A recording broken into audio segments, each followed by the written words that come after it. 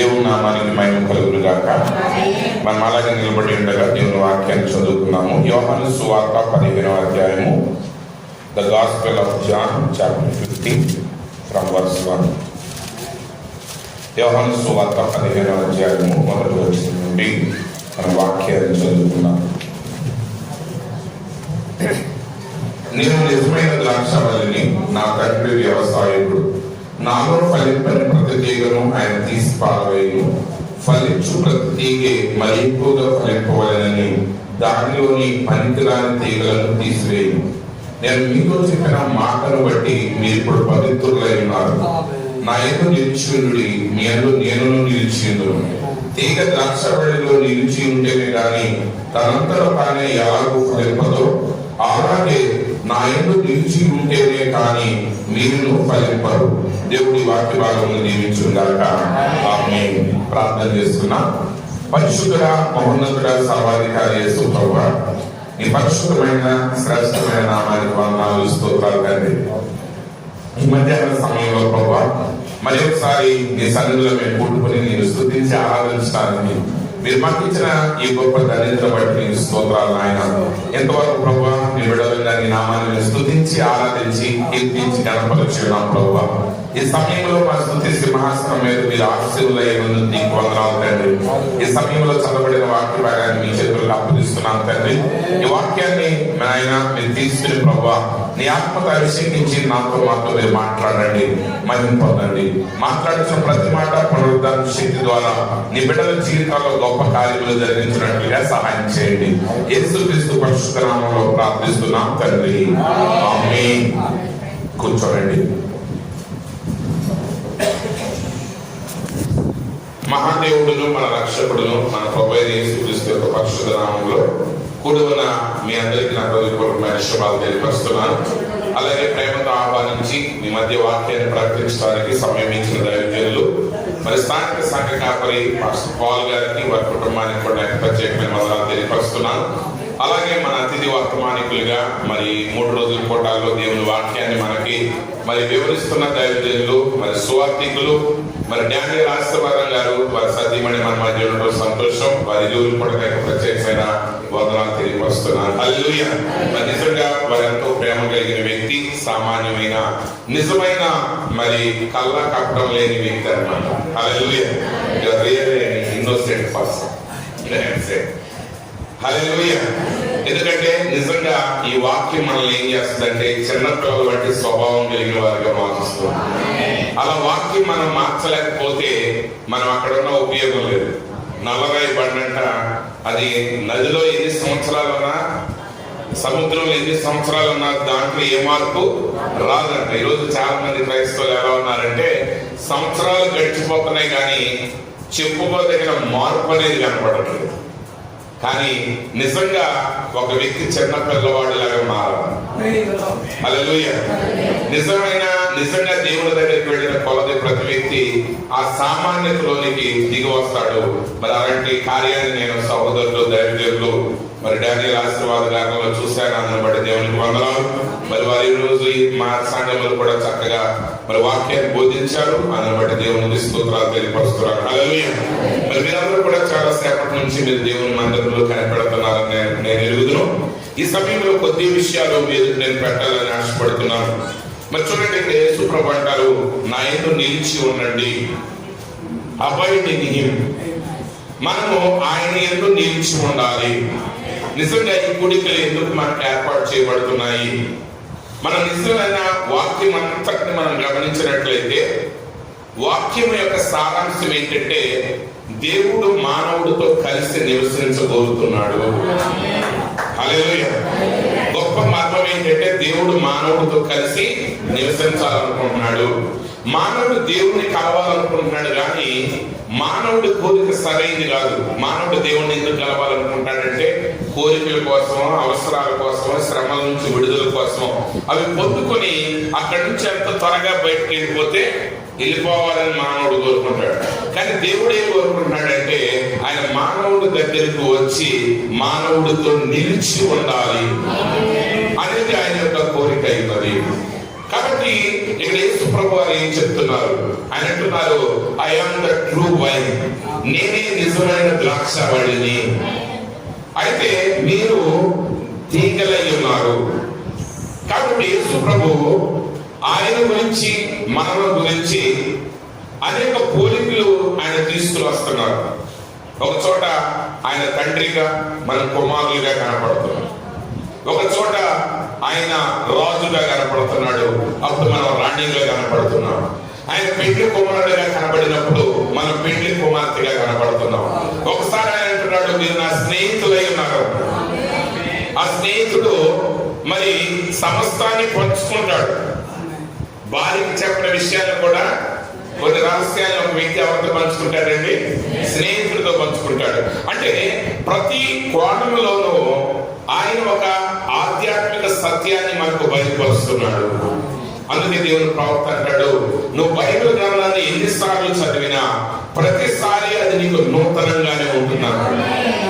మీరు ఒక అధ్యాయాన్ని చదవండి, మీరు 10 రోజుల తర్వాత చదివితే అది మీకు నూతనమైన వెలుగునిస్తా ఉంటుంది, నూతనమైన అర్థాన్ని ఇస్తా ఉంటుంది. ఎందుకంటే ప్రవక్త అన్నాడు, దేవుని వాక్యం అనేది ఇట్స్ ఎ బిగ్ డైమండ్. అది ఒక వజ్రం లాంటిది. నువ్వు ఎన్ని కోణాలు చెప్పినా ఒక్కొక్క కోణం నుంచి ఒక్కొక్క వెలుగును ప్రకాశిస్తుంది అన్నాడు. అయితే ఈ మధ్యాహ్న సమయంలో ఆయన ద్రాక్షవల్లిగా, మనం తీగలుగా ఎలా ఉండాలి అనే దాన్ని చూద్దాం. అయితే ఇక్కడ ప్రభు అంటున్నాడు, మీరు నాలో నిలిచి ఉంటేనే, you must abide in me. అంటే నువ్వు అక్కడ నిలిచి ఉండాలి, నాట్ విజిటింగ్. ఈరోజు చాలా మంది they want to visit God, they want to visit church, they want to hear some messages, but they want to immediately remove from that place. But God want that you should abide there himself. Like a tree planted there. ఒక చెట్టు అక్కడ నాటబడిన చెట్టు ఎలా కదలకుండా ఉంటుందో, ఆయనలో మనం నాటబడి కదలకుండా అక్కడ నిలబడాలని నేను కోరుకుంటున్నాను. మనం దేవుని దగ్గరికి వచ్చి వెళ్ళే వారిగా ఉండకూడదు, మనం దేవునిలో నిలిచి ఉండాలి. నువ్వు చర్చిలో ఉన్నా, సంఘంలో ఉన్నా, నువ్వు ప్రజలతో ఉన్నా, నీ కుటుంబం దగ్గర ఉన్నా, నీ వ్యాపారంలో ఉన్నా, నువ్వు ఎక్కడ ఉన్నా సరే, నువ్వు ఎక్కడ ఉండాలంటే ఆయనలో నిలిచి ఉండాలి. కాబట్టి యేసు ప్రభు చెప్తున్నారు, నేను నిజమైన ద్రాక్షవల్లిని, మీరు తీగలై ఉన్నారు. ఆయన మన గురించి మాట్లాడుతున్నాడు. లోకం మన గురించి ఏమనుకుంటుంది అనేది ముఖ్యం కాదు. ఈరోజు మన ఆలోచనలన్నీ లోకం మన గురించి చెప్పిన మాటలు మనం నమ్ముతున్నాం. కానీ మనం నమ్మవలసింది దేవుడు మన గురించి ఏం చెప్తున్నాడో దాన్ని మనం నమ్మాలి. ప్రభు అంటున్నాడు, మీరు లోకములకు వెలుగై ఉన్నారు. You are the light to the world. ఎవరు లోకానికి వెలుగు? దేవుడు కాదు, ఆయన వెలుగే. కానీ లోకానికి వెలుగునిచ్చేది మనమై ఉన్నాం. మీరు లోకానికి ఉప్పై ఉన్నారు అన్నాడు ఆయన. అంటే ఈరోజు దేవుని యొక్క దృష్టిలో, ఆయన ప్రణాళికలో నువ్వు ఒక ఉన్నతమైన స్థానాన్ని కలిగి ఉన్నావు, నువ్వు ఒక ఉన్నతమైనటువంటి హోదాను కలిగి ఉన్నావు. నీ పని ఏంటంటే నీ స్థానాన్ని నువ్వు గుర్తిరిగి నీ స్థానం ప్రకారంగా నువ్వు జీవించుకునే నీ బాధ్యత ఉన్నది. ఈరోజు సమస్య ఏంటంటే మనకి మన గురించి తప్ప అన్నిటి గురించి తెలుసు. అవునండి, మన ఇక్కడ కూర్చొని ముఖ్యమంత్రి ఏం చేస్తే బాగుంటుంది, ప్రధానమంత్రి ఏం చేస్తే బాగుంటుంది, అమెరికా ప్రెసిడెంట్ ఏం చేస్తే బాగుంటుంది అని మాట్లాడుతూ ఉంటారు. ప్రత్యేకంగా మన భారతీయులకి ప్రపంచంలో రాజకీయాలన్నీ మనకే తెలుసు, ఎవరికి తెలియదు. ఇప్పుడు అమెరికా అధ్యక్షుడు ఎన్నికలు వస్తున్నాయి అనుకోండి, ఇక అందరూ అమెరికా గురించే మాట్లాడతారు. వ్యాపారస్తులు అమెరికా గురించే మాట్లాడుతూ ఉంటారు, మామిడికాయ వ్యాపారం చేసేవాడు అమెరికా గురించే మాట్లాడుతూ ఉంటాడు, తోటలో పని చేసేవాడు దాని గురించే మాట్లాడుతూ ఉంటాడు, విశ్వాసులు దాని గురించే మాట్లాడుతూ ఉంటారు, పాస్టర్లు దాని గురించే మాట్లాడుతూ ఉంటారు. ఒకసారి ఇట్లాగే అమెరికా ఎలక్షన్స్ దగ్గరికి వచ్చినప్పుడు ఆఫ్రికా నుంచి ఒక పాస్టర్ గారు వచ్చాడు. ఈ పాస్టర్ గారిలో అందరూ మాట్లాడే సందర్భంలో అంశం వెంటనే జంప్ అయిపోయింది అమెరికా అధ్యక్షుడి గురించి. ఈ నెక్స్ట్ ఎలక్షన్ ఎవరు గెలుస్తాడండి అంటే అప్పుడు ఆయన ఒక మాట చెప్పాడు, బ్రదర్ మా దేశానికి అమెరికా నుంచి ఒక ప్రీచర్ వచ్చాడు, ఒక బోధకుడు వచ్చాడు. అప్పుడు మేము ఆయన అడిగాము, ఏమంటే రాబోయే ఎలక్షన్స్ లో ఎవరో గెలుస్తారంటే అప్పుడు ఆయన అన్నాడంట, ఎవడు గెలిచినా మాకు సంబంధం ఏమీ లేదు మా పని మేము చూసుకుంటాము, ఎవడు గెలుస్తాడే గెలుస్తాడు అన్నాడు. అంటే అమెరికా అధ్యక్షుడు ఎవడు గెలుస్తాడనే దాని గురించి అమెరికా వాళ్ళకి బాగలేదు, కానీ మన ఈనాడు పేపర్లో, సాక్షి పేపర్లో, జ్యోతి పేపర్లో నిన్న దేని గురించి నెల రోజులు ముందు నుంచి రాస్తారు. మళ్ళీ గెలిచిన తర్వాత వాడు ఎందుకు గెలిచాడని 10 రోజులు రాస్తారు, ఓడిపోయినాడు ఎందుకు ఓడిపోయాడని 10 రోజులు రాస్తారు. రేపు అధ్యక్షుడు ఏ డ్రెస్ వేసుకుంటాడు, ఏ రంగు సూట్ వేసుకోబోతున్నాడు, ఆయన భార్య ఏ డ్రెస్ వేస్తుంది, ఆ డ్రెస్ ఎక్కడ కొన్నారు, వీటిలో మనకు పనికొచ్చేది ఏదైనా ఉందా? ఒక్కసారి మీరు ఈ రోజు నుంచి ఆలోచన చేయండి. మీరు మాట్లాడే విషయాల్లో అసలు మీకు పనికొచ్చేది ఏంటి? ఈసారి ఎవడన్నా వచ్చి సిస్టర్ నీకు ఈ సంగతి తెలుసు అంటే ముందు అడగండి, నువ్వు చెప్పబోయేది నాకు పనికొచ్చేదేనా కాదని చెప్పు. మనకు అవసరమైంది ఏంటో మనకు తెలియాలి. మనకు అమెరికా అధ్యక్షుడి గురించి తెలుసు, ఉగాండా అధ్యక్షుడి గురించి తెలుసు, మరి అన్నీ తెలుసు, కానీ మనం ఏమై ఉన్నామో మనకు తెలియదు. మన పని ఏంటో మనకి తెలియదు, మనం ఏమి సాధించాలో మనకి తెలియదు. దావీదు ఉన్నాడు. దావీదు ఒక గొర్రెల కాపరిగా ఉన్నప్పుడే, ఆయన దేవుని చేత అభిషేకించబడినప్పుడే, గొల్లియాతు దేవుని సైన్యాన్ని అవమానిస్తున్నప్పుడు ఆయన అన్నాడు, ఈ సున్నతి లేని ఫిలిష్తీయుడు సైన్యములకు అధిపతి అయిన యెహోవాని అవమానపరుస్తుంటే నేను చూడను, నేను నీకు ఊరుకోను. ఈ రోజు ఇశ్రాయేలులో దేవుడు ఉన్నాడని నేను నిరూపిస్తాను అన్నాడు. ఎందుకంటే తన మీద ఉన్న అభిషేకం ఏంటో, తన బాధ్యత ఏంటో అతడు ఎరిగి ఉన్నాడు. ఈరోజు వధువుగా దేవుని ప్రవక్త మాట్లాడతాడు. ఆయన ఏమంటాడంటే, నిజంగా మన స్థానాన్ని మనం గుర్తెరిగితే ఈరోజు మనం ఈ స్థానంలో ఉండమన్నాడు. ఇంకొక మాట అన్నాడు, మనం చేరవలసిన గమ్యాల కంటే, మనం ఉండాల్సిన స్థాయి కంటే కొన్ని లక్షల కిలోమీటర్లు వెనకాలిపోయి ఉన్నాం. ప్రియమైన సహోదరి సహోదరుల, అప్పుడప్పుడు పేపర్లు వేస్తూ ఉంటారు, చదువురానోళ్ళు కట్టిన బిల్డింగ్లే ఇంకా నిలబడ్డాయి. అవునండి, 100 ఏళ్ల క్రితం కట్టిన బిల్డింగ్లు నిలబడ్డాయి. అప్పుడు టాపీ మేస్త్రులకి అక్షరం మొక్క రాదు. కానీ ఇప్పుడు అందరూ చదువుకుంటున్నారు, అందరూ ఇంజనీరింగ్ చేస్తున్నారు. ఒక పక్క కడతా ఉంటే ఓపెన్ చేయకముందే బిల్డ్ వచ్చేస్తుంది. టెక్నాలజీ పెరిగిందా తగ్గిందా? తగ్గిపోయింది. పెరిగిందని మనం అనుకుంటున్నాం. మరి నిజంగా భక్తిలో మనం అభివృద్ధి చెందుతున్నామని అనుకుంటున్నాం, కానీ నిజంగా అభివృద్ధి చెందినంత ప్రభావాన్ని ఈ లోకం మీద మనం చూపించగలుగుతున్నామా? ప్రియమైన సహోదరి సహోదరుల, ఈ రోజు నుంచి ఒక నిర్ణయం తీసుకోండి. ఎవరి గురించి నాకు అనవసరం, ముందు ప్రభువా నాయనేంటో నాకు చెప్పు. ఆదాముని దేవుడు అడిగాడు, అవ్వెక్కడని అడగలేదా? ఆదాముని అడిగాడు, అవ్వెక్కడని? లేదా అమ్మ దగ్గరికి వెళ్ళి ఆదాము ఎక్కడని అడిగాడా? కొంతమంది ఉంటారు, అమ్మా చెప్పకూడదు కానీ చెప్తున్నాను, మనసులో పెట్టుకోయే. ఈ మనసులో పెట్టుకుంటే ఏమవుతుంది? నాశనం అవుతుంది. ఆమెకు తెలుసు చెప్పకూడని మాటనే తెలుసు, అప్పుడే ఆపేయాలి. నువ్వు చెప్పకూడని మాట్లాడతావు కదా, నువ్వు చెప్పొద్దు. నీ స్థానాన్ని నువ్వు గుర్తెరగనంత కాలం నీ స్థానాన్ని నీకు తెలియపరచడు ఎవడు కూడా. కాబట్టి ఈ చివరి కాలం యొక్క వర్తమానాన్ని మన చేతుల్లో కలిగిన మనం చాలా జాగ్రత్త గుర్తించాల్సింది ఏంటంటే, ఈ వర్తమానం ద్వారా నువ్వేమై ఉన్నావో, నీ స్థానం ఏంటో నువ్వు ఎరగాలి. నువ్వు ఎలా అభివృద్ధి పొందుతావో అది నువ్వే తెలుసుకోవాలి. ప్రియమైన సహోదరి సహోదరులు, యేసు ప్రభువు అంటారు, మీరు తీగలై ఉన్నారు, అయితే ద్రాక్షబడిని నేను, నా తండ్రి వ్యవసాయకుడు, నాలో ఫలింపని ప్రతి తీగను ఆయన తీసి పారవేయను. ఈరోజు నువ్వు ఆయనలో నిలిచొట్టాలంటే నువ్వు ఫలించే మొక్కగా ఉండాలి. నీలో ఫలాలు లేకపోతే ఆయన సమయాన్ని వృధా చేసుకోడు నీతో.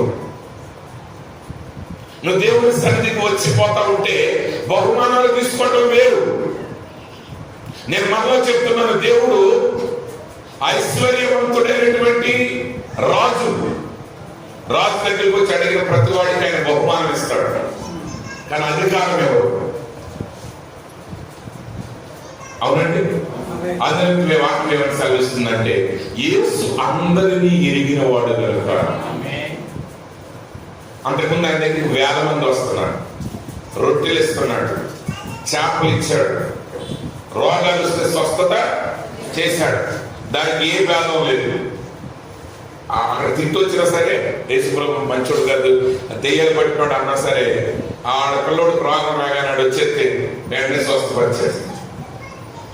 నో డిస్క్రిమినేషన్, ఏ భేదం అయినా చూపలేదు. కానీ బైబిల్ చెప్తుంది ఆయన అందరినీ ఎరిగిన వాడు కనుక ఆయన తనను తాను వారికి అప్పగించుకొనలేదు.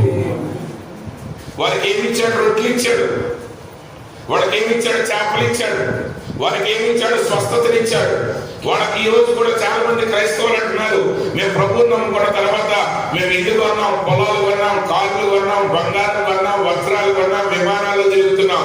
కానీ వధువుకు మాత్రమే ఆయన తనను తాను అప్పగించుకుంటున్నాడు. వాళ్ళకి మిగిలి చేస్తున్నాడు. కానీ ఆయన ఎవరికి తనను తాను అప్పగించుకుంటున్నాడంటే నమ్మకస్తులైన ఆయన శిష్యులకు మాత్రమే అప్పగించాడు. పరలోక రాజ్యపు తాళపు చేతిని ఆయన పేతులకు మాత్రమే ఇచ్చాడు.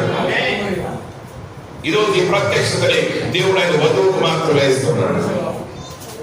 కాబట్టి ఈరోజు మనం ఆయన ఎలా ఉండాలి? ఫలించే వారిగా ఉండాలి. నువ్వు దేవుని యొక్క సంఘంలో ప్రతి వ్యక్తి విలువైన వాడే, ప్రతి వ్యక్తి ఒక బాధ్యత కలిగి ఉండాలి, ప్రతి వ్యక్తి ఒక క్రమాన్ని కలిగి ఉండాలి, ప్రతి వ్యక్తి ఒక రెస్పాన్సిబిలిటీని కలిగి ఉండాలి. నువ్వు దేవుని కొరకు ఏదో ఒకటి చేసే వ్యక్తి ఇక్కడ ఉండాలి. ఒకవేళ నువ్వు నడవలేని వ్యక్తి అయితే, నువ్వు కర్రలేని వ్యక్తి అయితే, నువ్వు మనసు మీద ఉన్న వ్యక్తి అయినా సరే అక్కడ ఇంకొకరి కోసం విజ్ఞాపన పరిచయం చేసే వాడుగానే నువ్వు ఉండాలి. నేను ఊపిరి ఉన్నంత వరకే నువ్వు ఆయన పరిచర్యలో ఏదో ఒక భాగాన్ని చేసే వాడుగానే ఉండాలి. ఎందుకంటే ఇది దేవుని రాజ్యం. ఈ దేవుని రాజ్యంలో చాలా మంది దేవుని రాజ్యాన్ని ఒక హాస్పిటల్తో పోలుస్తారు. కానీ మిమ్మల్ని ఒక ప్రశ్న వేస్తారు, అంటే జనరల్ నాలెడ్జ్ ప్రశ్న. మన దేశంలో అన్నిటికంటే బెస్ట్ హాస్పిటల్ ఏదండి? అన్నిటికంటే ఉత్తమమైన హాస్పిటల్ ఎక్కడ ఉంది అమ్మా? ఏదో ఒక పేర్లు చెప్పండి, నష్టమేం లేదు. ఇక్కడ నేను బహుమానాలు ఇవ్వను, మార్కులు కట్టేయటమే. నెగిటివ్ మార్కులు ఉండవు, పాజిటివ్ మార్కులు ఉండవు. గురించి అడుగుతున్నా, ఉత్తమమైన హాస్పిటల్ ఏదండి? ఏమన్నా నాకు అర్థం కాదు. ఆయన ఒక్కడే వెళ్తారు హాస్పిటల్కి, మిగతా వాళ్ళు వెళ్ళరా? చెప్పండి, ఏది మెరుగైన హాస్పిటల్? ఇంకా అబ్బాయి చదువుతున్నాడు అండి, హాస్పిటల్ ఆయన గట్టేకప్పుడు వెళ్దాం వాళ్ళు గారు పంపించారు. అందుకని ప్రపంచం, మన భారతదేశంలో అత్యుత్తమమైన హాస్పిటల్ ఏంటో తెలుసా మీకు? మన దేశంలో కాదు, ఏ దేశంలోనైనా అత్యుత్తమైన హాస్పిటల్ ఏదంటే మిలిటరీ హాస్పిటల్. ఏ హాస్పిటల్ ఉంది? Military hospital. మిలిటరీ హాస్పిటల్ ఎట్లాంటిదంటే, ఒక పని చేయాల్సి వస్తే దేశంలో ఏ మూలనున్నా ఉత్తమమైన డాక్టర్ అయినా అక్కడ తీసుకుపోతారు. ఒక క్రిటికల్ ఆపరేషన్ చేయాలనుకోండి, ఒక కార్డియాలజిస్ట్ విజయవాడలో ఉంటే విజయవాడ నుంచి తీసుకుపోతారు. ఏ మెడిసిన్ అయినా, ఏ టెక్నాలజీ అయినా మిలిటరీ వాళ్ళు వాడిన తర్వాత, దానికంటే మెరుగైన టెక్నాలజీ వాళ్ళ దగ్గరికి వచ్చిన తర్వాతే లోవర్ టెక్నాలజీని they will release to the civilians. కాబట్టి ఇక్కడ మనం వాడే మందు కంటే బలమైన మందులు వాళ్ళు వాడతారు. దానికంటే శ్రేష్టమైన వచ్చేకే ఆ మందులు లోకంలోకి వస్తాయి. నువ్వు ఇక్కడ ఎంత ధనవంతుడైనా కావచ్చు నువ్వు, కానీ మిలిటరీలో సైనికుడికి అందే చికిత్స నీకు అందదు. అందుకని మీరు ఎప్పుడైనా పేపర్లో చూస్తుంటారు, ప్రధానమంత్రికి కానీ, రాష్ట్రపతికి కానీ, గవర్నర్కి కానీ బాగోపోతే ఆయన ఎక్కడ తీసుకెళ్లారంటారు? మిలిటరీ హాస్పిటల్కి తీసుకెళ్లారు. ఏ హాస్పిటల్ ట్రీట్మెంట్ చేస్తారు? ఆడికి మిలిటరీ హాస్పిటల్. అంటే సంఘం అనేది ఒట్టి హాస్పిటల్ కాదు. మీరు అనుకున్నట్టు పిహెచ్సిలు, జీజీహెచ్లు కాదు. సంఘం ఈ యొక్క వైద్యశాలను దేవుడు ఎందుకు పెట్టాడంటే, ఆయన సైన్యంలో పోరాడే సైనికుల కొరకు ఏర్పాటు చేసిన హాస్పిటల్. హల్లెలూయా. స్వస్థత అనేది సాధారణమైన జనరల్ హాస్పిటల్ అనుకో మాకండి. దేవుడు ఆయన సైన్యంలో పోరాడే వరకు పెట్టాడు.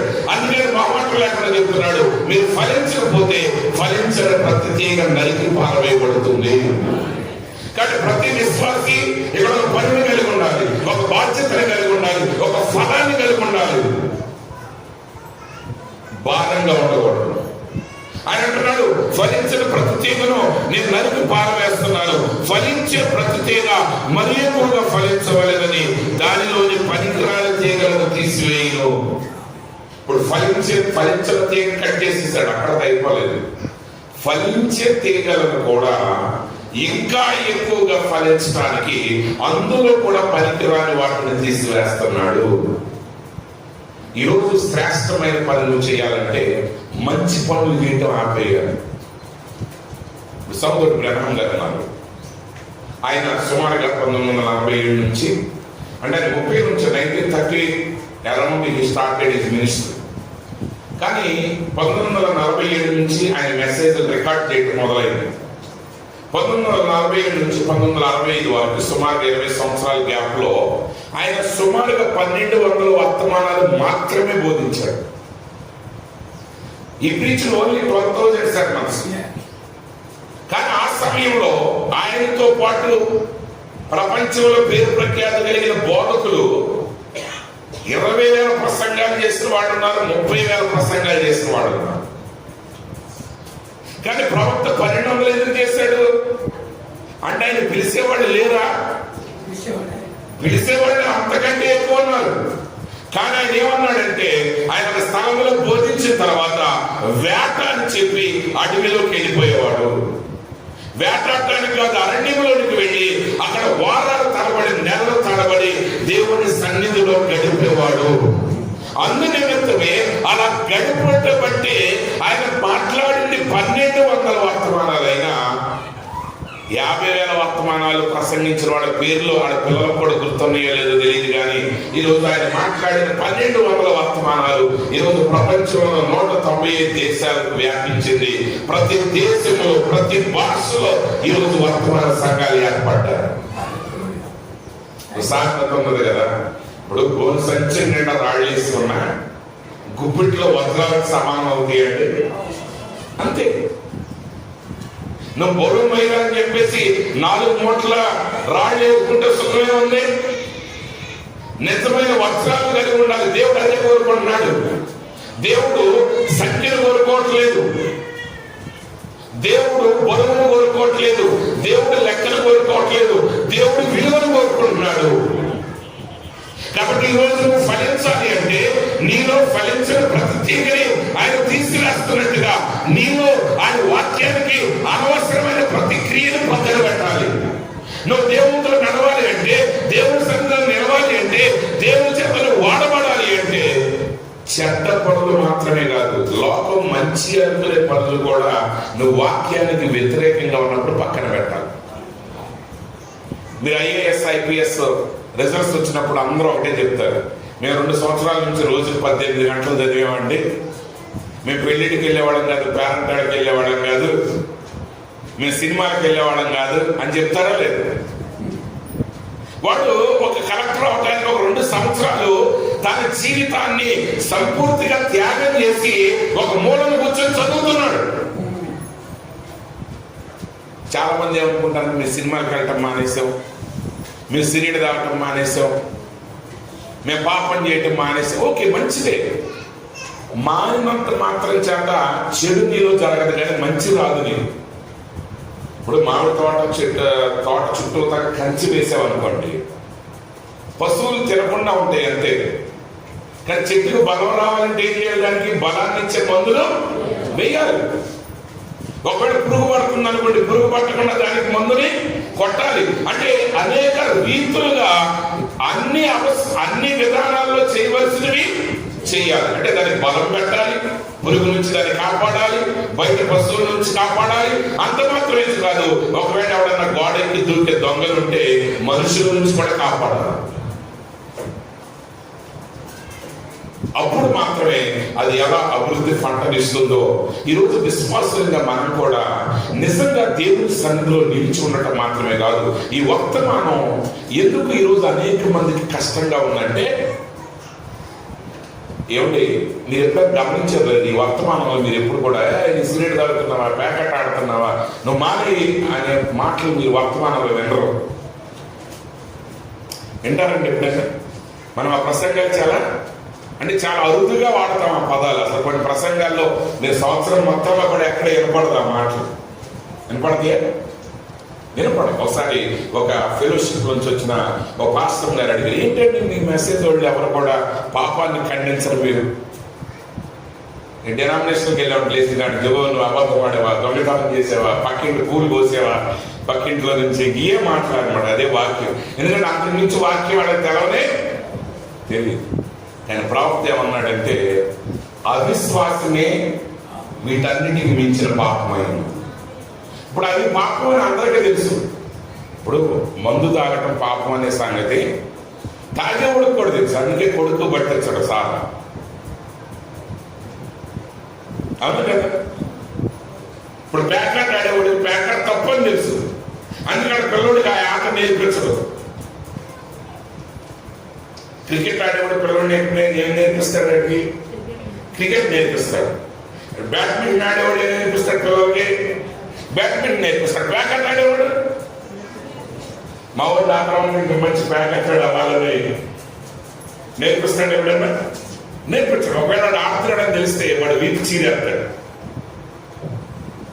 ఎందుకంటే అది పాపం అని అందరికీ తెలుసు. అయితే వాక్యం అనేది నిజమైన పాపం ఏంటి ఈ వర్తమానం బయటపెట్టి వాటన్నిటిని దాటి మనం వచ్చేసాం.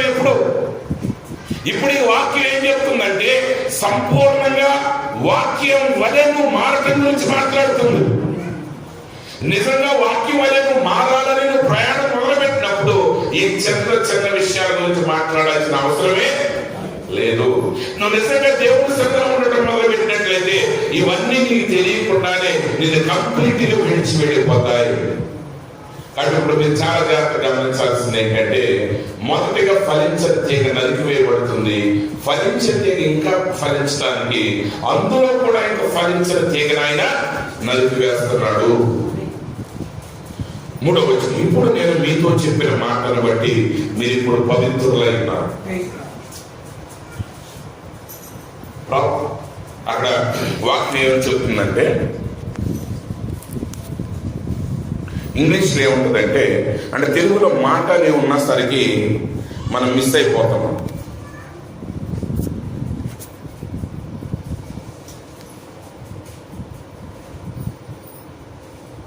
Now ye are clean through the word which I have spoken unto you. అంటే నేను మీతో పలికిన వాక్యమును బట్టి మీరు పవిత్రులై ఉన్నారు. The spoken word is the original seed. మనం ఎవరు పవిత్రులమయ్యాం? పలకబడిన వాక్యాన్ని బట్టి, ఆయన మనతో పలికిన వాక్యాన్ని బట్టి మనం పవిత్రులమై ఉన్నాం. మన నీతి శరీర సంబంధమైనది కాదు, మన నీతి లోకానుసారమైన మత శాఖల యొక్క భక్తి కాదు. కొన్ని సంస్థలు ఉన్నాయి, వాళ్ళు డబ్బులు కట్టి రక్షణ పొందుతారు. మీ ఊళ్ళో ఉండలేదు కానీ ఆ సంస్థలో కొంతమంది చెప్తారు, అయ్యారు నేను ఆ పొరపాటు చేశానంటే పాస్టర్ గారు దానికి పెనాల్టీ వేస్తాడు, ఈ తప్పుకి 150 రూపాయలు అమ్మంటాడు.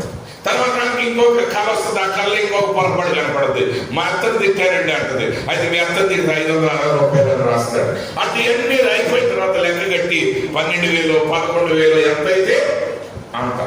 ఈ డబ్బులు పెరిగి కూడా రాకుండా కాలు కూడా తగ్గిపోతాయి. పెద్ద కొట్టగా ఆ డబ్బులు కట్టాడు ఏమవుతారు? రక్షణ పొందుతారు. కొంతమంది ఉంటారు, మామూలు చేతి కింద ప్రార్థన చేస్తేనే వాళ్ళకి రక్షణ వస్తుంది. యేసు ప్రభు సృష్టించేటప్పుడు, సృష్టిని పునరుద్ధరించేటప్పుడు on the first day he declared that there shall be light. వెలుగు కలుగునుగా కన్నాడు, అక్కడ వెలుగు కలిగింది.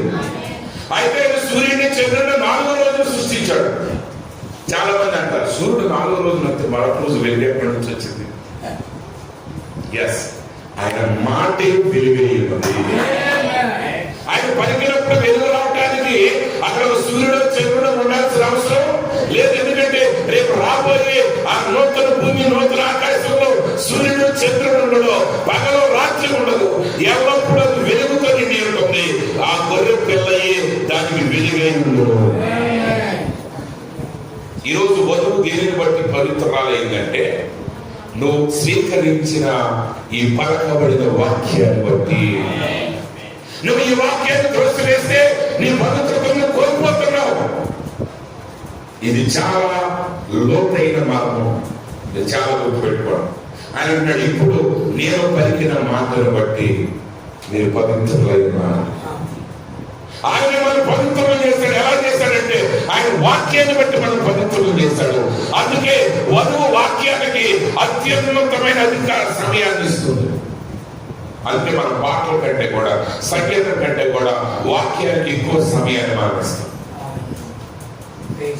మన వర్తమానంలో గంటల ఇంట్లో ప్రసంగించే బోధకులు ఉన్నారు. ఇంకెక్కడైనా సరే 10 గంటలు పాడతారు, 10 నిమిషాలు ప్రసంగం చేసి వెళ్ళిపోతారు. ఎందుకంటే వాళ్ళకి వాక్యం అనేది ఇంపార్టెంట్ కాదు, ఎందుకంటే వాక్యం విలువ వాళ్ళకి తెలియదు. అయితే మనం నీ ఏడుపును బట్టి, నువ్వు చేసిన క్రియను బట్టి కాదు, ఆయన నీతో పలికిన మాటను బట్టి నువ్వు పరిశుద్ధుడు అయి ఉన్నావు. ఈరోజు ఆయన మనతో పలికిన మాట ఏంటంటే ఈ పలకబడిన వర్తమానమే ఆయన మనతో పలికబడిన మాట అయి ఉన్నది. గ్రహిస్తున్నారు వర్తమానం యొక్క విలువలు. ఈరోజు వర్తమానాలను పట్టుకొని అంటారు ప్రవక్త వాక్యం ఎక్కువ, దేవుడు ఎక్కువ. దేవుడు పలికిన మాటే అది. ఆ పలకబడిన వాక్యం బ్రహ్మాండది కాదు, ఆ పలకబడిన వాక్యం దేవుడిది. దేవుడు ఆయన సేవకుల ద్వారా మాట్లాడాడు. ఆ మాటని నువ్వు పవిత్రుడు చేసి ఉన్నది. కాబట్టి ప్రభు అంటాడు, నా యందు నిలిచియుండుడి, మీ యందు నేను నిలిచి. అబాయిడింగ్ మీ, మీరు నాలో నిలిచి ఉండండి, నేను మీలో నిలిచి ఉంటాను. తీగ ద్రాక్ష పళ్ళలో నిలిచి ఉంటేనే కానీ తనంతట తానే ఎలాగో ఫలింపదో, అలాగే నా యందు నిలిచి ఉంటేనే కానీ మీరు ఫలింపరు. ద్రాక్ష పళ్ళని నేను, తీగలు మీరు. ఎవడు నా యందు నిలిచి ఉండునో, నేను ఎవరి యందు నిలిచి ఉండునో వాడు బహుగా ఫలించును. నాకు వేరుగా ఉండి మీరేమి చేయలేరు. నువ్వు ఎందుకు ఆయనలో నిలిచి ఉండాలంటే ఆయనకు వేరుగా ఉండి నువ్వేమీ చేయలేవు. కాబట్టి ఎంత ఫలించే తీగైనా అది నరికి వేయబడినప్పుడు దానిలో ఉన్న జీవం వెళ్ళిపోతుంది. ఆ జీవం అనేది ఎక్కడి నుంచి వస్తుందంటే చెట్టు నుండే వస్తుంది. ఈరోజు మనం ఫలించాలంటే మనం ఆయనలో నిలిచి ఉండాలి. కొమ్మ చెట్లో ఎంతసేపు ఉంటుంది? అది బ్రతికినంత కాలం చెట్లు అతుక్కుని ఉండాల్సింది. అది పోయిన రోజున, అది నరకబడిన రోజున చచ్చిపోయినట్టే. ఇప్పుడు ఏదైనా పెళ్లి దాన్ని ఏమంటారంటే పెళ్లి వాళ్ళు వెళ్తున్నారు అనుకోండి ఒక వేడుకగా రోడ్డు మీద, ఆ చెట్టు బయటికి రాలేదు, ఆ కొమ్మ వస్తుందా? రాలేదు. ఓ సినిమా యాక్టర్ వెళ్తున్నాడు, వస్తుందా? రాలేదు. వచ్చే అవకాశం దానికి లేదు. నిజ క్రైస్తవుడు యేసుక్రీస్తులు అంటుకట్టబడితే వాడు దేనికి అందులో నుంచి బయటకు రావడం. కొంతమంది అంటారు ఏదన్నా లోక సంబంధమైన కార్యం జరుగుతుంది, సడన్ గా ఇక్కడ నుంచి వెళ్ళిపోయి ఆడలో ఉంటాడు, మళ్ళీ అది అవగానే మళ్ళీ లోపలికి వస్తాడు. నువ్వు దేవునిలో లేవు, నువ్వు ఫలించలేవు, నువ్వు ఆయనకు దూరంగా ఉన్నావు, నీ వల్ల ఏం కాదు, ఒక రోజు నువ్వు కాలిపోతావు. కానీ నిజంగా ఆయన అంటు కట్టబడిన వాడు ఎట్లుంటాడంటే ప్రతి పరిస్థితుల్లోనూ ఆయనలో నిలిచే ఉంటాడు. అందులో మా పుస్తకం పౌలు గారు అంటాడు, దేవుని ప్రేమ నుంచి ఏది మనల్ని వేరు చేయగలదు?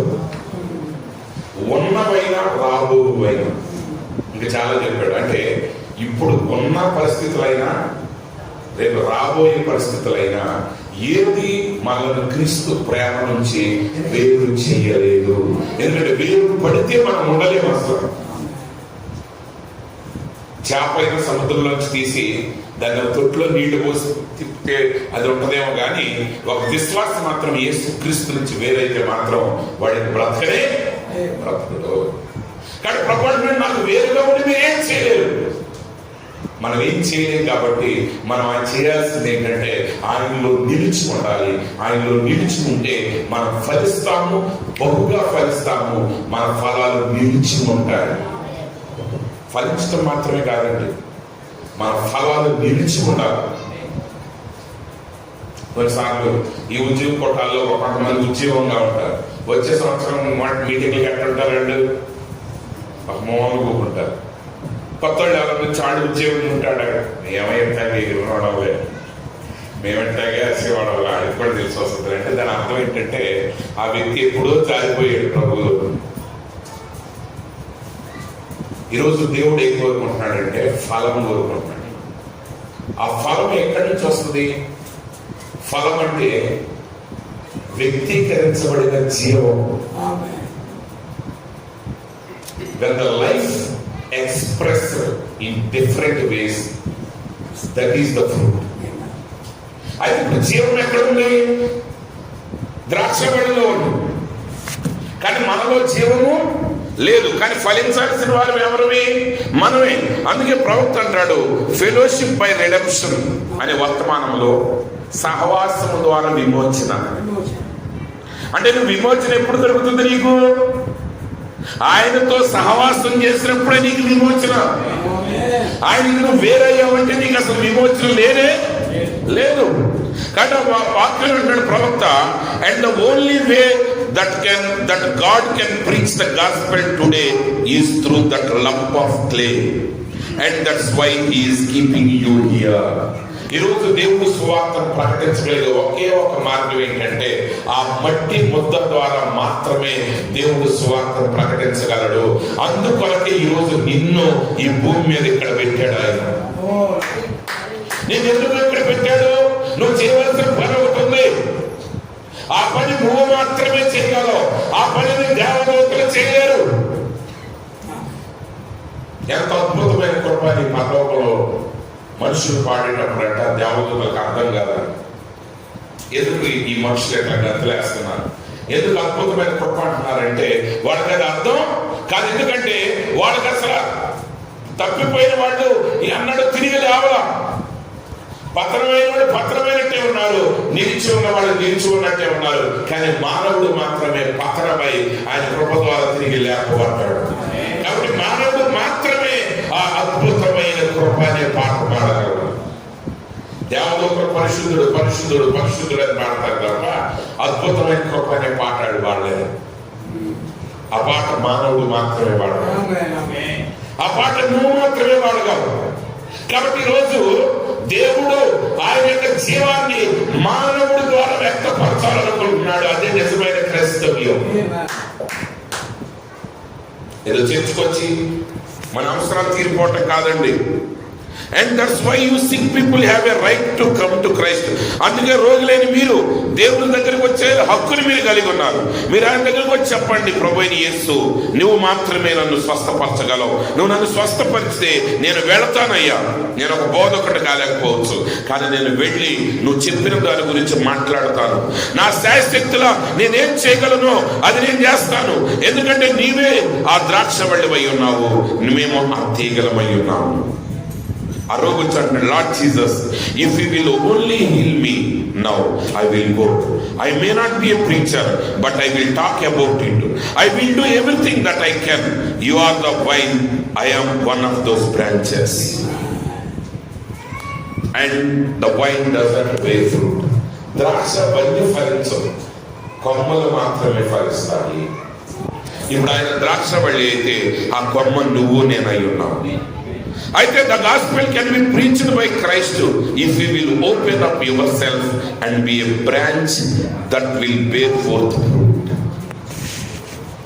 అయితే ఆ ద్రాక్షవల్లి సువార్తను ఎలా ప్రకటించగలదు? ఈరోజు యేసుక్రీస్తు ఎలా కార్యం చేయగలడు? యేసుక్రీస్తు ఎలా కార్యం చేయగలడు అంటే నిన్ను నువ్వు ఆయనకి తెరుచుకుని ఆయన జీవం నీలోకి రావడానికి నువ్వు అనుమతించి నువ్వు ఒక కొమ్మగా ఉండటానికి నువ్వు ఇష్టపడితే నీ ద్వారా ఆయన కార్యములు చేయగలవు. ప్రవక్త పలికిన కొన్ని మాటలని డెనామినేషన్ సర్కిల్స్ వారు అర్థం చేసుకోలేకపోయారు. They couldn't comprehend some of the profit statements. ప్రవక్త అన్నాడు, యేసుక్రీస్తు ఆయన సొంత పరిచర్యలో చేసిన కార్యాల కంటే నా ద్వారా ఆయన ఎక్కువ కార్యాలు చేశారు. ఆయన గలిలయలో సంచరించినప్పుడు చేసిన అద్భుతాల కంటే బ్రహ్మాం గారిలో ఉండి అంతకు మించిన అద్భుతాలు ఆయన చేశాడు. అయితే చేసింది బ్రహ్మాం గారు కాదు, బ్రహ్మాంలో ఉన్న యేసుక్రీస్తు. ఇప్పుడు అదే యేసు ఈ రోజు ఇక్కడ ఉన్న ప్రతి ఒక్కరిలోకి రావడానికి ఆయన ఇష్టపడుతున్నాడు. Our God is not a dead God. Our God is not a historious God. మన దేవుడికి అసలు చరిత్ర లేదు. ఎందుకంటే ఆ చరిత్ర అనేది ముగించబడిన వాడు ఉంటుంది, అది ఇంకా జీవించేవాడై ఉన్నాడు. He is still living God. When a person finished his life, then the history will be created. But Jesus has no history because still he is a present God. Still he is continuous ministry. ఇక్కడ పరిచయం కొనసాగిస్తున్నాడు. కానీ ఎలా కొనసాగించగలడంటే ఇక్కడ ఎవరైతే ఆయన కొరకు తమ హృదయాన్ని తెరిచి తమ జీవితాన్ని తెరిచి వారి పక్కకు తొలగి ఆయన ఆత్మ వారిలోకి రావడానికి అనుమతిస్తారు, వారి ద్వారా మాత్రమే ఆయన కార్యాలు చేయగలరు. మీకు తెలిసిన ప్రసంగాలు మనుషులు మార్చబడదు, ప్రసంగాలు మనుషులు రక్షించవు. ప్రసంగాలు రక్షించబడిన వాళ్ళని దిద్దేవే కానీ ఒక వ్యక్తి ఎలా రక్షించబడతాడంటే యేసు క్రీస్తులో ఉన్న జీవాన్ని, ప్రేమను చూసి. ఇప్పుడు క్రైస్తవులుగా మనం అంటాం మేము మెసేజ్ వాడవండి, ఆడు సిఎస్ఐ అన్నాడు, బ్యాప్టిస్ట్ అన్నాడు, పెంతుకొస్తాడండి అంటాం. ఈ మెసేజ్ వాడు కొంతమంది ఏమో వీడు ఎత్తపడ్డాడండి, వీడు ఎత్తపడలేదని అంటారు. కానీ లోకంలో ఉన్న ఒక హిందువుడికో ఒక ముస్లింకో ఈ భేదాలు ఏం తెలియదు. మనం చూసినప్పుడు అంటాడు వీళ్ళందరూ క్రైస్తవులు అనుకుంటాడు,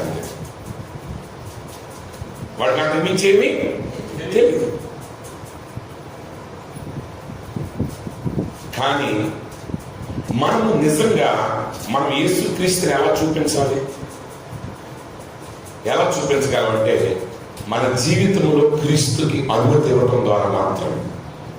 అందుకే ప్రవక్త అంటాడు, సూర్యుడు చంద్రుడు భార్య భర్తలు లాంటి వారు. సూర్యుడు స్వయం ప్రకాశించగలిగిన వాడు, కానీ చంద్రుడికి స్వయంగా ప్రకాశించే శక్తి లేదు. కానీ రాత్రి వేళ చంద్రుడు ఏం చేస్తాడంటే తన మీద పడిన సూర్యుడి కాంతిని భూమి మీద ప్రసరించడం ద్వారా కొద్ది వెలుగు చూపగలుగుతున్నాడు. అంటే మనం యేసుక్రీస్తులాగా బ్రహ్మాం గారిలో సంపూర్ణమైన వెలుగు చూపలేకపోవచ్చు, కానీ మన స్థాయిలో మనం చేయగలిగే ఒక చిన్న పని ద్వారా ఒక వెలుగును మనం ప్రకాశించగలము, ప్రకాశింప చేయగలము. ఆయనకి మన జీవితంలో అనుమతి ఇవ్వాలి. ఆయన మనలోనికి వచ్చి ఆయన మనలో జీవించడం మొదలు పెట్టినప్పుడు మాత్రమే ఆయన మనలను మార్చగలడు, మన ద్వారా ఆయన ఫలించగలడు. కాబట్టి ఇప్పుడు నేను చేయాల్సిన పని ఏంటంటే ఆయనకు మనం అనుమతి ఇవ్వాలి. ప్రవక్త అంటున్నాడు, others can see Christ in you by your testimony, by your life and the way you live. ఇతరులు నీలో క్రీస్తుని ఎలా చూస్తారంటే నీ సాక్ష్యం ద్వారా, నీ జీవితం ద్వారా, నువ్వు జీవించే విధానం ద్వారా వారు చూస్తారు. He is the energy but you are the show picture. ఆ శక్తినిచ్చేవాడు ఆయనే. ఇప్పుడు కరెంట్ లేకపోతే ఫ్యాన్ తిరగదండి. ఇప్పుడు మనకు గాలినిచ్చేది కరెంటా ఫ్యాన్ అంటే కరెంటే, కానీ ఫ్యాన్ లేకుండా అది గాలినివ్వలేదు. వెలుగు కావాలి, వెలుగునిచ్చేది కరెంటే, కానీ అది వెలుగునివ్వాలంటే అక్కడ లైట్ ఉండాలి. అన్ని కరెంటేనంటే వచ్చిన వస్తువును బట్టే దాని స్వభావంగా బయటపడుతుంది. ఈరోజు నువ్వు ఎలా ఉన్నావు నిన్ను బట్టే ఆయన బయటికి బయలుపరచగలరు. ఒక ప్రవక్తలో చేసే పనిని ఆయన ఒక అపోస్తలుడు చేయలేడు, ఒక అపోస్తలుడు చేసే పనిని ఒక విశ్వాసులు చేయలేడు. ప్రతి పనికి తగిన యోగ్యమైన పాత్రగా నువ్వు మారినప్పుడు ఆ జీవం నీలోకి వస్తుంది, ఆ ఎనర్జీ నీలోకి వస్తుంది. కానీ దాన్ని చూపించే చిత్రం నువ్వే. అందుకే బైబిల్ గ్రంథంలో మీరు ఎక్కడైనా చూడండి, నిజానికి బైబిల్ గ్రంథం దేవుడి చరిత్రలాగా రాయలేదు, ఇక్కడ భక్తుల చరిత్రలో. ఈ దేవుడు చాలా మంది మతోన్మాదులు దేవుడు అక్కడ చేశాడు, ఎటు చేశాడు అంటాడు. అసలు దేవుడు గురించి రాయలేదు ఇక్కడ బైబిల్, భక్తుల గురించి రాశారు. అంటే వాళ్ళ జీవితాల్లో జరిగే దాన్ని బట్టి దేవుడు ఏమై ఉన్నాడు అనేది మనకు బయలుపడుతుంది. ప్రియమైన సహోదరి చాలా జాగ్రత్తగా గమనించాలి. కరడుని పిలుచుతున్నదని వర్తమానంలో ప్రవక్త ఒక మాట అంటాడు. ఆయన ఏమంటాడంటే, I want to meet you sit down by the evergreen trees where the angelic choir singing all the time for there is no night it's all day. ప్రవక్త ఏమంటాడంటే, నేను ఎల్లప్పుడూ పచ్చగా ఉండే ఆ చెట్ల క్రింద కూర్చొని ఆ దేవదూతలు పాడే పాటలు వింటూ నిరంతరము నేను మీతో ఉండాలని, మీతో మాట్లాడాలని నేను కోరుకుంటున్నాను. ఎందుకంటే అక్కడ రాత్రి అనేది ఉండదు, ఎల్లప్పుడూ పగలే. నేను అక్కడ మిమ్మల్ని కలిసి మీతో చెప్పాలనుకుంటున్నాను. I want to meet you there and say, oh brother Branham, you might have went through a lot of toil and things, but I heard you one day. I watched Christ work by you and I believed, and here I am. I am so happy. Oh, how good that will be there. ప్రవక్త అంటున్నాడు, ఎవరైనా సరే నేను పరలోకానికి వెళ్ళినప్పుడు అక్కడ ఆ పరదేశంలో లేకపోతే ఆ పరలోక రాజ్యంలో ఆ పచ్చని చెట్ల కింద నేను కూర్చున్నప్పుడు ఎవరైనా నన్ను చూసి, హలో బ్రదర్ బ్రహ్మం ఎలా ఉన్నాడు, అయ్యా ఒకరోజు నీ మాట నేను విన్నాను, నేను ప్రసంగించేటప్పుడు మీ ప్రసంగం ద్వారా నేను యేసుక్రీస్తుని చూశాను, నేను యేసుక్రీస్తుని నమ్మాను, నేను రక్షణ పొందాను, ఇప్పుడు నేను ఇక్కడ రాగలిగాను బ్రదర్ నీ ద్వారా అని నాతో ఎవరైనా చెప్తే ఆ మాట నాకు ఎంత సంతోషాన్ని ఇస్తుంది. ఆ రోజు ప్రియమైన సహోదరి సాతానుడే అన్నాడండి, వాడుకున్న ప్రత్యక్ష ప్రజలకి లేదు. సాతానుడు ఏమన్నాడు దేవుడితో యోగు గురించి మాట్లాడుతూ, ఒకడు తన ప్రాణం కొరకు సమస్తాన్ని ఇచ్చేస్తాడు, ఒకడు తన ప్రాణం కొరకు సమస్తాన్ని ఇచ్చేస్తాడు, ఒకడు తన ఆరోగ్యం కొరకు చర్మం కొరకు శాస్త్రి ఇచ్చేస్తాడు. అందుకే మనం చిన్నప్పుడు కథల్లో చదువుతాం, ఏమంటే రాజుగారు ఉంటాడంట, ఆ రాజుగారికి ఒక జబ్బు వస్తుంది, ఆ జబ్బు ఎన్ని మందులు వాడినా తగ్గదు. అప్పుడు రాజుగారు ఏం ప్రకటిస్తాడు, రాజుగారికి వచ్చి నీ జబ్బు ఎవరి దగ్గర ఎత్తాడు, అర్ధరాజ్యం ఆయన కూతురు నుంచి పెళ్లి చేస్తాడు అంటాడు. కూతురు అంటే వాడికి ఉన్న జబ్బు పోవటానికి రాజ్యం ఇవ్వటానికైనా సిద్ధమే. అయితే అంటే దాని అర్థం ఏంటి, మనమేమో డబ్బు లేనివాడుమేమో ఆత్మను పోగొట్టుకుని డబ్బు సంపాదించి డబ్బుని పోగొట్టుకుంటాం. కానీ వాక్యం ఏం చెప్తుందంటే, నువ్వు మొదటగా దేవుని నీతిని రాజ్యాన్ని వెతికినప్పుడు శాశ్వతమైన సంపదను వెతుకుంటావు. అని అంటాడు, say come over to my house over here on the hill, visit with me just 1000 years. You see, ఆ వ్యక్తి అంటాడంట, అయ్యా బ్రహ్మ గారు ఆ కొండ మీద నాకు దేవుడు ఇల్లు ఇచ్చాడండి, అక్కడ రండి కాసేపు మాట్లాడుకున్నా అంటే ఒక 10,000 సంవత్సరాలు మాట్లాడినా సరే అక్కడ ఎలా ఉంటుందంటే ఒక నిమిషం వల్లే ఉంటుంది. అది ఎంత ఆనందంగా ఉంటుందండి ఆ రోజు. You see, that won't be very long.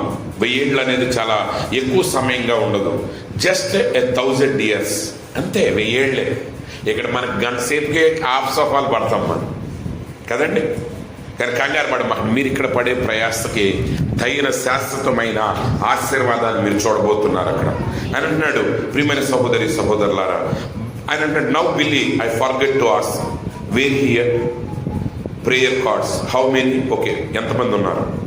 Now the vine only energises that branch. ఆ ద్రాక్ష వల్లి ఆ కొమ్మని శక్తివంతంగా చేస్తుంది అంతే. ద బ్రాంచ్ బేర్స్ ఫ్రూట్, కానీ కొమ్మ ఫలాన్ని ఫలిస్తుంది. హౌ మెనీ నోస్ దట్, అది ఎంతమంది తెలుసు. You don't pick it off a vine, you pick it off the branch. And who is the branch? The church is the branch. ఫలాన్ని నువ్వు చెట్టు నుంచి కొయ్యవు కానీ కొమ్మ నుంచి వస్తావు. ఆ కొమ్మే ఆయన సంఘం. సంఘం అంటే మరి ఎవరో కాదు, నువ్వు నేనే. సంఘం అంటే ఈ 4 గోడ కాదు, సంఘం అంటే మీరు ఇక్కడ లేకపోతే ఇది గోడ లేదు. ఎక్కడ దేవుడు ఉండడు, దేవుడు మీ హృదయంలో ఉంటాడు. ఆయన మీ ద్వారా కార్యాన్ని జరిగించాలనుకుంటున్నాడు. కాబట్టి ప్రియమైన సహోదరులారా, నిజంగా ఆయనలో నిలిచి ఉండండి. ప్రవక్త ఇంకొక వర్తమానంలో ఆయన ఏమంటున్నాడంటే, ఈ ఒక్క కొటేషన్ చదివి నేను ముగిస్తాను, జాగ్రత్తగా వినండి. ఏ వర్తమానం పేరు? హియర్ ఏ హిమ్, ఆయన మాట వినుడని వర్తమానంలో ప్రవక్త అంటాడు, if Jesus is the same yesterday, today and forever, then he can, if he will come and he knows you and he can tell me just like he showed the Son of God. యేసుక్రీస్తు నిన్నటి ఎంత ఏకరీతిగా ఉన్న దేవుడైతే ఆయన ఇప్పుడు కూడా రాగలడు. ఆ రోజు ఆయన కుమారుడు ద్వారా చూపిన కార్యాన్ని ఇప్పుడు కూడా చూపగలడు అని అంటున్నాడు. So Jesus has no eyes tonight but mine and yours అని. ఈరోజు యేసుక్రీస్తు భూమి మీద కళ్ళు లేవంట. ఆయన కళ్ళు ఎవరంటే నువ్వు నేనే. He has no hands but mine and yours. ఆయనకి చేతులు లేవు, నీ చేతులు నా చేతులు తప్ప. He has no voice but mine and yours. నీ యొక్క ఆయన స్వరం లేదు, నీ స్వరము నా స్వరమే ఆయన స్వరమై ఉన్నాడు. And he is the spirit in us and we are the branches to bear the fruit as he energizes us. Is that right? ఆయన మనలో ఆత్మ ఉంటే మనల్ని బలపరుచుతున్నవాడు. కాబట్టి దేవుడు లేకుండా మీరేం చేయలేరు, మీరు లేకుండా ఆయన ఏమి చేయరు. We cannot do but he don't do. There is the difference. తేడా ఏంటంటే ఆయన లేకుండా మనం ఏమి చేయలేము. చేద్దాం అనుకున్నా మనం ఏమి చేయలేము. కానీ మనము లేకుండా ఆయన ఏమి చెయ్యరు. ఆయన చేయలేదు. ఎందుకంటే కరెంట్ ఉన్నా గాలి రావాలంటే ఏం కావాలి? ఫ్యాన్ కావాల్సింది. వెలుగు కావాలంటే లైట్ అక్కడ ఉండాల్సింది. ఎందుకంటే మన శరీరంలో ఈరోజు దేవుడు కార్యాన్ని చేయాలంటే మరొక శరీరంలో ఉండే చేయగలడు. ఆ శరీరంగా ఉండటానికి ఆయన నిలువను పిలుస్తున్నాడు. ఆయన సన్నిధిలోకి మనం వచ్చినప్పుడు ఈ వర్తమానం ద్వారా మనం సరి చేసుకున్నప్పుడు మనమే ఆ కృపా సింహాసనంగా మారిపోతాం. మనమే దేవుడి సింహాసనంగా మారిపోతాం. అప్పుడు ప్రజల్ని మనం రక్షించగలం. ఇంకొక మాట నేను చెప్తాను, చెప్పమంటారా? Okay, very good. మీరు చెప్పమంటారన్నా చెప్తారు, అది మీరు చెప్పమంటారు కాబట్టి సరిపోతారు. హల్లెలూయా. ప్రవక్త ఇది చాలా జాగ్రత్తగా గమనించండి. ఇది నేను చాలా సార్లు చెప్తున్నాను. కొంతమంది అన్నారు చాలా సార్లు చెప్తున్నారు అయ్యగారు మీరు అంటున్నారు, కానీ 1-2 సార్లు నేను విన్నాను. కానీ ఇది అవసరం, మీరు చాలా జాగ్రత్తగా గమనించండి. ఒకసారి ఒక చోట బ్రదర్ బ్రహ్మం గారు ప్రసంగం చేస్తూ ఉన్నప్పుడు ఆ ఆడిటోరియంలో ఆయన ప్రసంగం చేస్తూ ఉన్నప్పుడు ఒక యవనస్తురాలు దే ఆర్ మేకింగ్ లవ్. కాబట్టి ప్రవక్త వాళ్ళని చూస్తున్నాడు. అమెరికా దేశం అంటే ఎలా ఉంటుందంటే పెద్ద తేడా ఉండదు వాళ్ళకి జంతువులకి. మామూలుగానే తిరిగేస్తూ ఉంటారు అనమాట, ముద్దులు పెట్టేసుకోవటం, భార్య భర్తలు ఇద్దరు ఎట్లా పడితే అట్లా ప్రవర్తించడం. బెడ్రూమ్ నాళ్ళు ఎప్పుడో బజార్లోకి ఈడ్చేసాం. అయితే వాళ్ళ దేశం హక్కు అది. ఇప్పుడు అమెరికాలో విషయం ఏంటంటే 10 ఏళ్ళు 12 ఏళ్ళు దాటిన కొడుకుని నువ్వు ఏదైనా వద్దంటే నీ మీద నేను తీసుకెళ్ళి జైల్లో పడేస్తాను. మీ అబ్బాయి సిగరెట్ తాగుతున్నాడు అనుకోండి, 12 ఏళ్ళోడు, తండ్రి గారు సిగరెట్ తాగడం తప్పు అన్నాడంటే అటు ఫోన్ చేస్తాడు, ఇదిగో మా నాన్న సిగరెట్ తాగుద్ది అన్నాడు, నా హక్కులకు భంగం కలిగింది అంటాడు. అంత తీసుకెళ్ళి నాన్న జైల్లో పడేసి నువ్వు శుభ్రంగా తాగలంటాడు. అట్లాంటి పరిమాణం దేశం అని. ప్రవక్త అంటాడు, నేను అమెరికాలో పుట్టినందుకు సిగ్గుపడతాను. ఏ దేశం వాళ్ళే సిగ్గుపడాల్సిందే లేండి, ఇక్కడ ఏ పరలోకాలు ఏమీ లేవు. కాకపోతే ఆయన అక్కడ పుట్టాడు కాబట్టి ఆ దేశం గురించి చెప్పాడు. మనం ఇక్కడ పుట్టాం కాబట్టి ఏ దేశం, ఎందుకంటే ఇండియాని తిట్టలేడు కదా ఆయన, అంటే అమెరికాని తిట్టాడు. కానీ అక్కడ అసభ్యంగా ప్రవర్తిస్తున్నారు. చాలా జాగ్రత్తగా గమనించాలి. ప్రవక్తకి కోపం వచ్చేసింది. నిజమే, నాకు కూడా మీరు ఎవరైనా మాట్లాడుతూ ఉంటే నచ్చదు ప్రసంగం చేసినాం. ఆయన కూడా అన్నాడు, అమ్మా ఇక్కడ దేవుని వాక్యం ప్రకటించబడుతుంది, మీరు జాగ్రత్తగా ఉండండి అన్నాడు. వాళ్ళతో చెప్తున్నాడు, అమ్మాయి ఇది దేవుని సన్నిధి, దయచేసి మీరు మర్యాదగా ప్రవర్తించండి. ఒకవేళ మీకు ఇష్టం లేకపోతే మీరు వెళ్ళిపోండి, మీరు బయటికి వెళ్ళిపోండి, మిమ్మల్ని ఎవరు ఆపరంటే వాళ్ళు ఇంకా అసభ్యంగా ప్రవర్తిస్తున్నాడు. అప్పుడు ప్రవక్త హృదయంలో ఆయన బాధపడతాడు, ప్రభువా ఏం చేస్తున్నావు నువ్వు, అసలు నువ్వు ఉన్నావు, అసలు ఏంటిది, వీడినంత పరిమాణం పనులు చేస్తాను, నేను ఎలా ఊరుకుంటున్నావు, నువ్వు శిక్షించబోయాడే అని ఆయన హృదయంలో వేదన పడుతున్నాడు. అప్పుడు దేవుని ఆత్మ ఆయనతో మాట్లాడుతున్నాడు. బ్రహ్మంగా ఏమంటున్నాడంటే, వాళ్ళని చేతికి అప్పగించాడు, నువ్వేం చేయాలనుకుంటా వాళ్ళని చేసేయాలి. అప్పుడు ప్రవక్త అడుగుతాడు, ప్రభు నేను ఏం చేయమంటావు, నువ్వేదైనా చేయొచ్చు, కావాలనుకుంటే ఇప్పుడు నువ్వు వాళ్ళని శపిస్తే భూమి నెరవేర్చి ఇప్పుడే నేరుగా నరకాలు నిలబడిపోతాను. అప్పుడు ప్రవక్త ఒకసారి షాక్ తింటాడు, అప్పుడు ఆయన ఒక్క నిమిషం ఆలోచించి అంటాడు, ప్రభువా వాళ్ళని నరకానికి పంపించే శక్తి నాకుంటే నేను వాళ్ళని క్షమిస్తాను. హల్లెలూయా. నేను వాళ్ళు ఏం చేస్తున్నాను? క్షమిస్తున్నాను. చచ్చినోడిని లేపాలని అందరికీ ఉంటుంది. ప్రతి సేవకుడికి ఏముంటుందండి?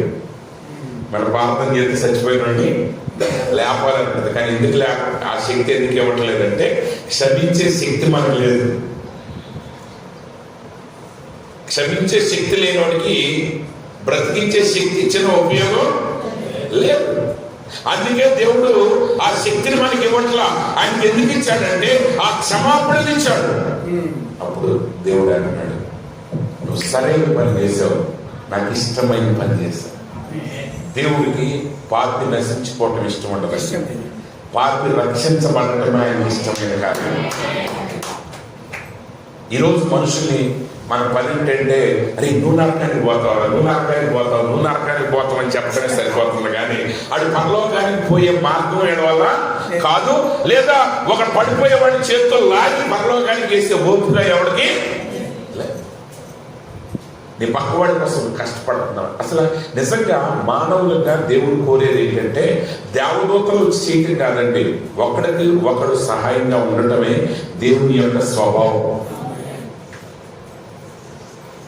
దేవుడు యాకోబుని దేవదూతలతో పోషించాల, తన కొడుకుతో పోషించాడు. యోసేపు పోషించాడు అందరితో. కానీ ఈరోజు యోసేపులు ఉన్నారా? ఈరోజు యోసేపులు గుళ్ళో ఉంటున్నారు అంతే. బయటకు వెళ్ళి అక్కడ యోసేపు గారు తీసుకుపోయి ఏసేవ అయిపోతాడు. తీసుకెళ్లి తల్లిదండ్రులు ఎక్కడ పడేస్తాడంటే ఓల్డ్ ఏజ్ హోమ్లో పడేస్తాడు. తల్లిదండ్రులు ప్రేమించడం. ప్రియమైన సహోదరి సహోదరుల, దేవుడి బంధాలు బాధ్యతలు ఏది పెట్టినా ఆయన ఎందుకు పెట్టాడంటే మన ద్వారా ఆయన ఏమై ఉన్నాడో బయలుపరచాలి. కాబట్టి ఈరోజు ఆయనలో నిలుచున్నాడు. ఆయన సమీపంగా రండి, మీ హృదయాన్ని ఆయన తెరవండి. క్షమించే స్వభావాన్ని కలిగి ఉండండి. ఆ లోపం నిజంగా మనలో ఆ ప్రేమ, ఆ దీర్ఘ శాంతము, ఆశ, అవన్నీ మనలోనికి రావాలి. అవి రావాలి అనిపించింది మనకి. అంతేకాని మర్మాలు కాదు. నాకు ఒకటో ముద్ర తెలుసు, నాకు రెండో ముద్ర తెలుసు, మూడో ముద్ర తెలుసు, మంచిదే.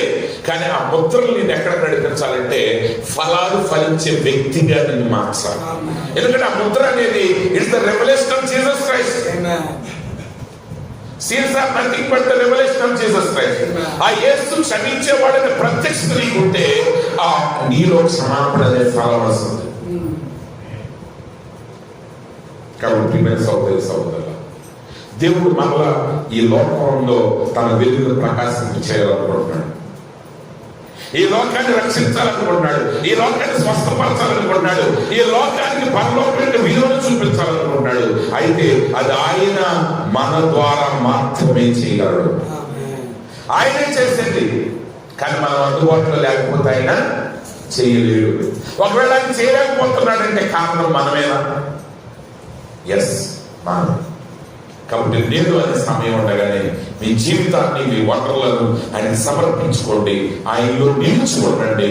ఆయన ఆత్మ మీలో కార్యం చేయనివ్వండి. అప్పుడు మీరు ఫలిస్తారు. మీ ఫలాలు కాలము దాటి నిత్యత్వంలో నిలుచుంటాయి. అవుతుంది అంటాడు. నేను రక్షించిన ఒక్కొక్కరితో ఒక్కొక్క 1000 సంవత్సరాలు నేను గడుపుతాను. వాళ్ళ నా ఇంటికి ఆహ్వానిస్తా, నేను మీ ఇంటికి ఆహ్వానిస్తా. అక్కడ 1000 సంవత్సరాలున్న ఒక నిమిషంలాగా గడిచిపోతాను. ఇప్పుడు డానియల్ ఆశీర్వాదం గారు చెన్నై నుంచి వచ్చారు, మళ్ళా రేపు వెళ్ళిపోతారు ఆయన ఇక్కడి నుంచి. కానీ పరలోకంలో మనం రక్షించబడేది మనం ఒకరితో ఒకరు ఉంటే 1000 సంవత్సరాలు గడిచిపోతున్నా సరే ఒకే ఐక్యతను మనం కలుగుతాం. కాబట్టి ప్రియమైన సహోదరి సహోదరులారా, అన్న ఉన్నతమైన జీవితాన్ని మనం కలిగి ఉండటానికి మనం పిలువబడ్డాం. కాబట్టి వ్యర్థమైన లోక సంబంధమైన ఆశలు, ఆశయాలను విడిచిపెట్టి ఆయనలో నిలుచుకోండి. ఆయనలో ఫలించండి. మీ ఫలాలు నిలిచుంటాయి. అటు కృపలు మీ అందరిగా నిలిచిందాక చిన్న ప్రార్థన తలవంచండి. మహోన్నతుడా, మహాగణుడా, సర్వాధికారి యేసు ప్రభువాని పరిశుద్ధమైన నామానికి స్తోత్రాలైనా ఇంతవరకు నీ వాక్యం ద్వారా మాతో మాట్లాడే ప్రభావ నాలో మీరు నిలిచి ఉండండి అంటున్నావు. అవును ప్రభా, నీలో మేము నిలిచి ఉంటే ఆయన మేము శాశ్వతంగా నిలిచి ఉండే ఫలాలు ఫలిస్తాం ప్రభా. అలాంటి ఫలాలు మేము ఫలించడానికి నీ కృప మాకు అనుగ్రహించండి ఆయన. మమ్మల్ని మేము నాయన ఎంత ఓపిక చేస్తుంది ప్రభా. నీ ఆత్మకు మా హృదయంలో చోటించిన ఆయన నీ యొక్క జీవము మా ద్వారా పనిచేయడానికి అనుమతించే పాత్రలుగా మేము మార్గాన్ని కృప చూపండి, మహిమపండి. యేసుక్రీస్తు పరిశుద్ధ నామములో ప్రార్థిస్తున్నాను తండ్రి, ఆమేన్. ఆమేన్. God bless you.